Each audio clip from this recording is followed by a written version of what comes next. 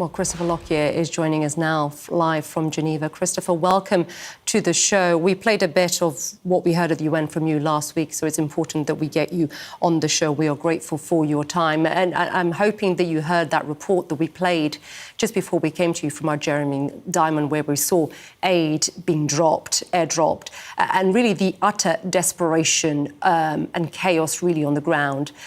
Talk to what you were to this unimaginable, you said unimaginable horror from your teams. Just what have they been seeing?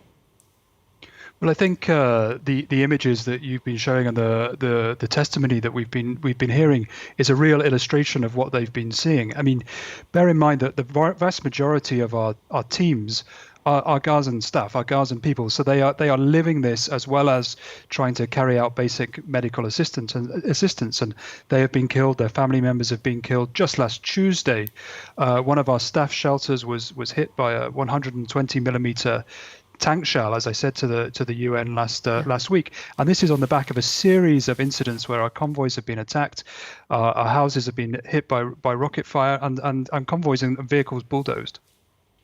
And of course, just for our viewers who may have missed the top of the show when we were talking about this ever-growing humanitarian crisis, the death toll is fast approaching. Christopher, 30,000. We had the World Food Programme say it's suspending aid deliveries amid what they called a collapse of civil order.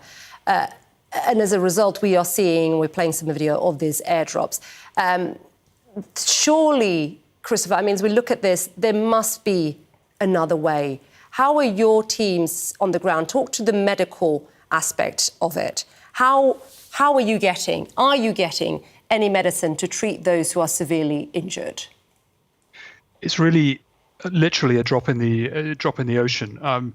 We are struggling to be able to get medicines in, supplies in, being able to get the products that we need to be able to treat people. But giving high quality aid is much more than simply trucks crossing borders or airdrops. Essential, yes, but being able to have humanitarian workers who can carry out sustained high quality medical care is a complicated thing in any resource poor setting, let alone one where there's ongoing indiscriminate bombing. And that's really why we keep coming back to the point of making this really exceptional call for MSF, which is to call for an immediate ceasefire, a sustained ceasefire, and a ceasefire without conditions, because without the indiscriminate bombing stopping, civilians are going to be arbitrarily killed in the way they have been for the last few months, and we're not going to be able to provide high quality medical assistance.